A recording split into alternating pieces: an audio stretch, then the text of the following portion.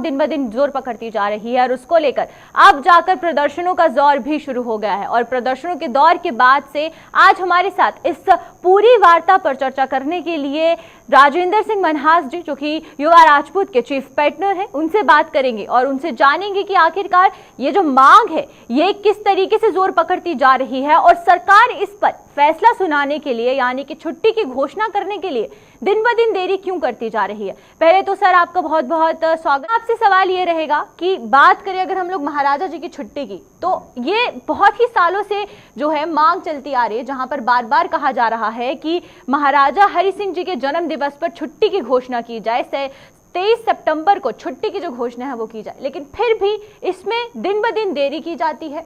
कभी सेक्शन 144 को लागू कर दिया गया जब प्रदर्शन का दौर शुरू हुआ, तो इस पर आपका क्या कुछ कहना है? देखिए पल्लवी जी, बात यह है कि ये कोई आज का मसला नहीं है जी। जैसे आपने बताया, टाइम टाइम पर लोगों की डिमांड उठती है। युवा राजपूत सभा का पिछले 10 साल से ये रेगुलर जो प्रोटेस्ट है ये चलता आ रहा है और महाराजा हरि सिंह की एक सिंगल डिमांड है और युवा राजपूत सभा कोई डिमांड नहीं कर रही, खाली एक ही डिमांड करती है कि महाराजा हरि सिंह की 23 सितंबर पे छुट्टी होनी चाहिए। बिल्कुल। ये बात 10 साल पहले की है, जब युवा राजपूत सभा का नया संगठन तैयार हुआ और कुछ साथियों ने हमारे साथ आकर इसको चलाया और आहिस्ता आहिस्ता ये पूरे जिले की, उसके बाद पूरी स्टेट की डिमांड में बढ़ गया जी।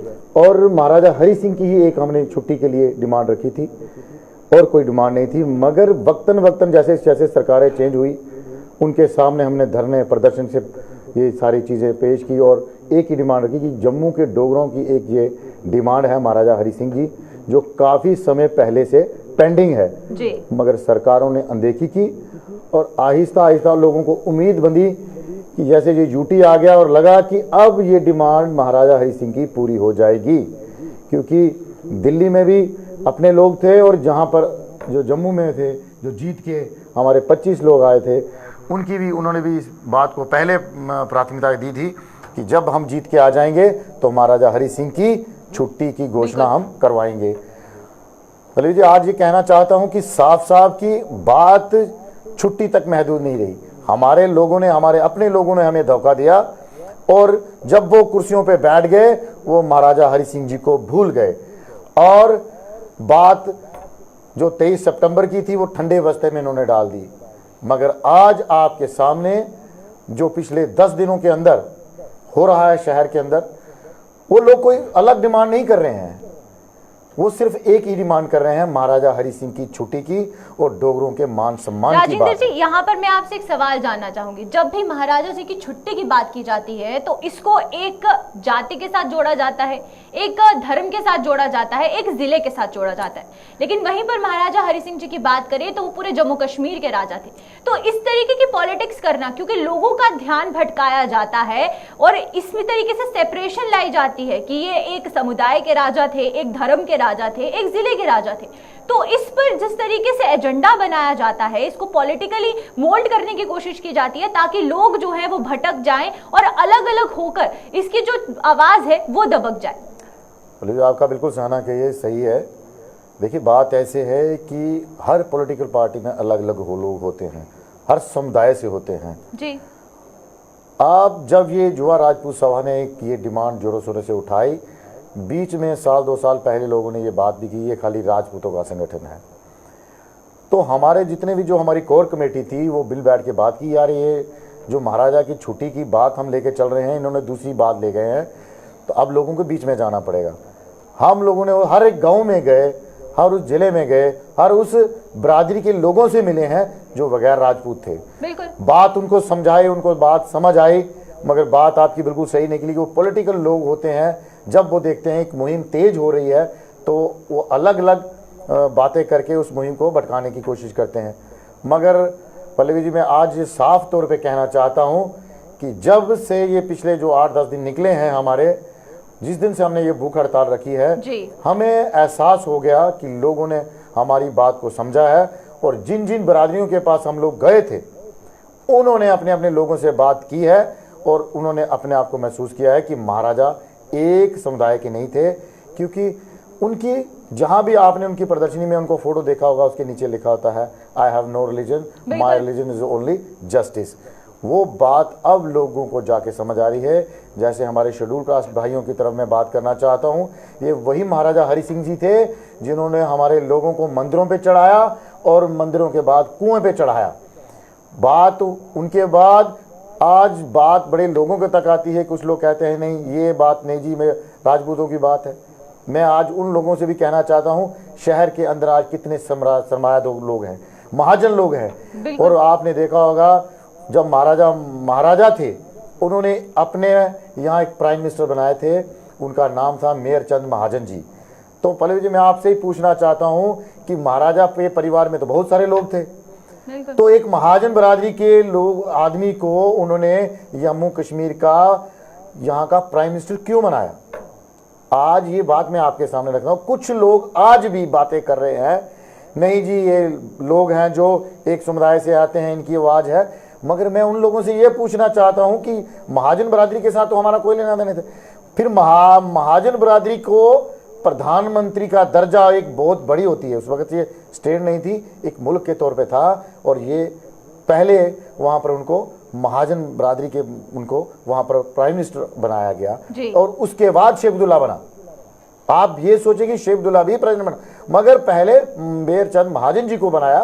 तो ये महाराजा की दूरदृष्टि का एक आपको एक उनकी सोच का एक तरीका मैंने आपको बताया है। जैसे ही कितने ही उनके जनरल कर्नल अलग अलग लोगों से थे, सरदार थे, बिल्कुल यहाँ पर उनमें मैं कहना चाहता हूँ सरदार लोग थे, अपने अलग अलग कम्युनिटी से लोग थे, चाहे वो आप मुस्लिम कम्युनिटी से ले लीजिए। आपको ये हमारे लोगों को पता होना चाहिए कि महाराजा ने सबके साथ जस्टिस किया और सबको एक नजर से देखा।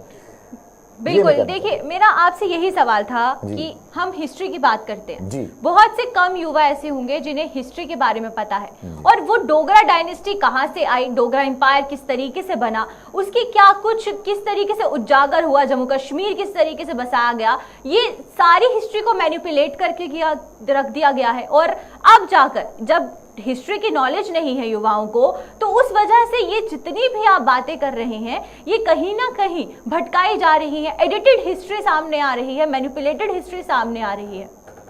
देखिए बात बिल्कुल आपकी सही है कि 47 के बाद महाराजा हरि सिंह ने जब सेशन किया जी, तो सेशन जब किया तो सबसे पहले मेयर चंद महाजन जी को दिल्ली में भेजा गया जी। उसके बाद वो आए, मेयर जी ने कहा कि महाराज साहब आपको खुद दिल्ली जाना पड़ेगा और इसके ऊपर करने पड़ेंगी। और उसके हालात सब लोग जानते हैं किन हालातों में वो किया जी। महाराजा ने अपने आप को, अपनी स्टेट को बचाने के लिए, अपने आप को नहीं, इस स्टेट का जो एक ग्लोज था उसको बनाए रखने के लिए और दिल्ली के साथ वो हस्ताक्षर किए। मगर महाराजा का सब कुछ डोनेट करने के बाद भी इन लोगों ने जो साजिशों का दौर था जारी रखा और आखिरकार महाराज को यहाँ से दिल्ली से बॉम्बे भेजने का जो तरीकाकार था वो एक साजिश के तहत किया गया, जो लोगों को आज तक मालूम नहीं है कि हमारे अपने लोगों ने यहाँ के जो हिंदुस्तान के हमारे प्राइम मिनिस्टर और यहाँ के जो शेख अब्दुल्ला साहब थे, उन्होंने कैसे मिलके महाराजा को बाहर निकाला जी। और जब वो चले गए उन्होंने कसम खाई कि मैं जीते जी स्टेट में वापस नहीं आऊँगा। और आपने देखा होगा जब वो 1961 में उनकी जब डेथ हो गई, उनका जो हमारे यहाँ अस्थियां कहते हैं, उनकी अस्थियों को वहाँ से लाकर तवी के किनारे और चनाब में यहाँ पर बहाया गया। पल्लवी जी कहना चाहता हूँ, ऐसा एक महाराजा जिसने अपने जम्मू कश्मीर में अपने परिवार को, अपनी इस स्टेट को, अपना सब कुछ तन मन धन कहते हैं डोनेट कर दिया और उसको बाहर जाकर रहना पड़ा। कभी आज यहाँ की सरकारों ने, कई बड़े बड़े ओहदों पर बैठे हुए लोगों ने ये नहीं सोचा उसके प्रति हमने क्या किया, उसके नाम की कोई इन्होंने एक दिन रखा है, कोई कुछ नहीं रखा। सिर्फ 23 सितंबर का जो हमारा एक दिन है, ये जो जुआ राजपूत सवाल जो आने वाली जो पीढ़ी है, उन्होंने देखा कि महाराजा की हिस्ट्री को तोड़ मोड़ दिया गया। इन्होंने ऐसे ऐसे काम किए कि डोगरों की हस्ती मिट जाए। और यहाँ के जो हमारे महाराजा थे, महाराजा हरि सिंह, वो एक इंटरनेशनल पर्सनैलिटी थे। वो आदमी थे जिन्होंने हिंदुस्तान की आज़ादी के लिए गोलमेज कॉन्फ्रेंस के अंदर आवाज उठाई थी जी। उसके बाद इन्होंने साजिशें रची, चाहे वो ब्रिटिश सरकारों ने रची, चाहे हमारे अपने लोगों ने रची, और महाराजा को एक दरकिनार करके बॉम्बे में एक कहते हैं उसको अलग रख छोड़ो, पूछा भी नहीं कभी कि आप कभी महाराज वापस आएंगे। उनकी कभी सेहत के लिए कोई पूछने नहीं गया। जब नौजवानों हमारे जुआ राजपूत सभा के लोगों को ये पता लगा कि महाराजे के साथ इन लोगों ने ऐसा किया, तो हम तो लोग क्या कर सकते थे जी। हमने ये तो जरूर सोचा डोगरों के बीच में इस बात को लेके जाएं, और ये गाथा इन्होंने जो किताबों में भी खत्म कर दी है, उन लोगों अपने डोगरों के साथ बचाए जिन्होंने यहाँ छुआछूत खत्म की, जिन्होंने यहाँ हर तबके के लिए काम किया। यहाँ का बैंक हो, यहाँ का जेके बैंक वो महाराजा की देन है, जेके पुलिस महाराजा की देन है। और यहाँ का हर एक जो इंस्ट्रूमेंट जो महाराजा ने बनाया, कॉलेज हो, यूनिवर्सिटीज हो, जो आप देखते हैं महाराजा हरि सिंह स्कूल भी है उनके नाम पे है। ये लोग तो उसका नाम भी खत्म करने के उतारू थे। तो मैं ये कहना चाहता हूँ कि आज तक जो रणवीर कैनाल आज तक दूसरी कैनाल नहीं बना सके, जो उन लोगों ने काम किया दूरदृष्टि के। और जो सबसे बड़ी बात है भैया जी, मैं एक बात कहना चाहता हूँ, लोग यहाँ पर इतना सा खून निकल जाए तो हवा निकाल देते हैं। आप समझें कि उन लोगों जो हमारे जम्मू के डोगरा जो थे, उनके बुजुर्गों ने जम्मू से लेकर गिलगित तक, स्कूदू तक अपने बाहुबल से वो चाइना का इलाका लिया था। बिल्कुल। और चाइना के बाद जितने जी आप देखिए नीचे वाले हिस्से हो, अफगानिस्तान तक हमारे लोगों ने अपने बाहुबल पे ये स्टेट खड़ी की थी। और 75 लाख रुपया देकर महाराजा गुलाब सिंह ने कश्मीर को खरीदा था ब्रिटिश से। और कश्मीर के लोगों को भगाने नहीं, अपने लोग हैं, उनकी अपनी परेशानियां हैं, मगर वो कभी ये नहीं कहेंगे कि ये स्टेट महाराजा हरि सिंह की है। वो कभी ये नहीं कहते हैं कि ये महाराजा साहब ने हमारे लिए गलत किया। मगर ये जरूर है, कुछ लोगों की मनत गणत जो कहानियां बनाई गई हैं उनको छोड़ दीजिए, तो आम कश्मीरी भी जानता है महाराजा हरि सिंह ने क्या किया। एक वक्त की बात है, मैं आज आपके सामने शेयर करना चाहता हूँ। एक गुज्जर समुदाय का हमारा जो पहाड़ी आदमी था, एक बार महाराज हरि सिंह जी की माता बीमार थी और जम्मू में, मगर महाराज श्रीनगर में थे। तो वो श्रीनगर से जम्मू की तरफ आ रहे थे। रास्ते में आते हुए गुज्जर समुदाय का बकरी चारता हुआ बकरबाल आ गया। तो हमारे एक जनरल साहब थे, वो नीचे उतरे, एडीसी साहब। तो वो कहते हैं, ओ चौधरी जल्दी जल्दी कर, तेनू पता नहीं है कौन आ रहा है, नहीं जल्दी करके मैं तेरे गोली मार देनी है। तो वो गुज्जर खड़ा हो जाता है उसके सामने, कहता तेनू पता है ये राज केदा है? ये राज महाराजा हरि सिंह दा है, तू मैनू हथ लवा, तेरी नौकरी तोड़ देंगा।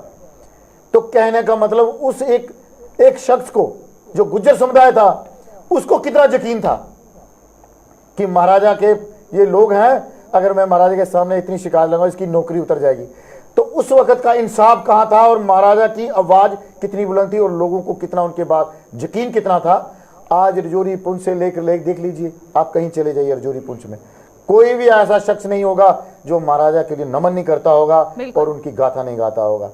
ऐसे ही लेह लद्दाख तक उनके लोग हैं। और ऐसे ऐसे कई जर्नैल हुए हैं जिन्होंने अपनी छाप छोड़ी है। ब्रिगेडियर राजेंद्र सिंह जैसे लोग हुए हैं जिन्होंने अपनी छाप छोड़ी है। फरूक है का पुराना जो सिविल सलार था, उन्होंने अपनी छाप। ऐसे कितने ही जर्नैल लोग थे जिन्होंने अपने बाहुबल के ऊपर, आज देख लीजिए आपके सामने क्या है। उन लोगों ने तो झंडा कहाँ तक फैलाया। और जम्मू कश्मीर की सरकारों ने और दिल्ली की सरकारों ने इस जम्मू कश्मीर को समेटते समेटते कहाँ ले आए। पहले 65 की जंग हुई तो चाइना को दे दिया आधा हिस्सा, उसके बाद 71 की हुई तो पाकिस्तान को दे दिया। तो पल्लवी जी मैं कहना चाहता हूँ, हमारे बुजुर्गों ने वो खून दिया है इस स्टेट को, और जिसके लिए दिया उन्होंने इस स्टेट के उस महाराजा को बॉम्बे तक सीमित कर दिया। और हमें बड़ा अफसोस होता है, उनकी आत्मा आज भी इस बात के अन्याय के लिए तरसती होगी कि कब वो दिन आएगा जब दिन जो हमारे लोग हैं, जो डोगरा लोग हैं, चाहे वो कश्मीरी हैं चाहे लद्दाखी हैं, कि कम से कम एक छुट्टी की डिमांड हम उनके ट्रिब्यूट कर सकें। और उस सच्चे महाराजा को जिन्होंने अपना तन मन धन इस स्टेट के लिए निशावर कर दिया और कभी उफ तक नहीं किया जी। आज जुआ जो राजपूत सभा है उनके लिए जद्दोजहद कर रही है। देखते हैं दिल्ली की सरकारें और यहाँ के लेफ्टिनेंट गवर्नर तक कब तक उनको पूरा करते हैं। जी अब आने वाला वक्त बताएगा। बिल्कुल राजेंद्र जी, बहुत सही बात कही है कि अगर हम अपने इतिहास की बात करें तो बहुत से डोगरा रूलर्स ऐसे थे जिन्होंने जम्मू कश्मीर को बसाने के लिए अपने खून तक से जो है जम्मू कश्मीर का एक एक हिस्सा सींचा है, और फिर भी आज भी हमें देखने को ये मिलता है कि इतिहास में कहीं पर भी उनका नाम नहीं है। चलिए, बहुत बहुत शुक्रिया राजेंद्र जी आपका इस सेशन में हमारे साथ जुड़ने के लिए और इंटरैक्शन करने के लिए। और वहीं पर बात करें अगर हम 23 सितंबर की, तो 23 सितंबर की छुट्टी को लेकर मांग जो है वो दिन ब दिन बढ़ती जा रही है और प्रदर्शनों का सिलसिला आज भी जारी है। अब देखना ये होगा कि क्या इस साल 23 सितंबर को छुट्टी मिल पाती है या नहीं, और जिस तरीके से ये मांग बढ़ती जा रही है अब ये आग और कहां तक जाएगी। तो चलिए, अभी के लिए फिलहाल आप मुझे इजाजत दीजिए।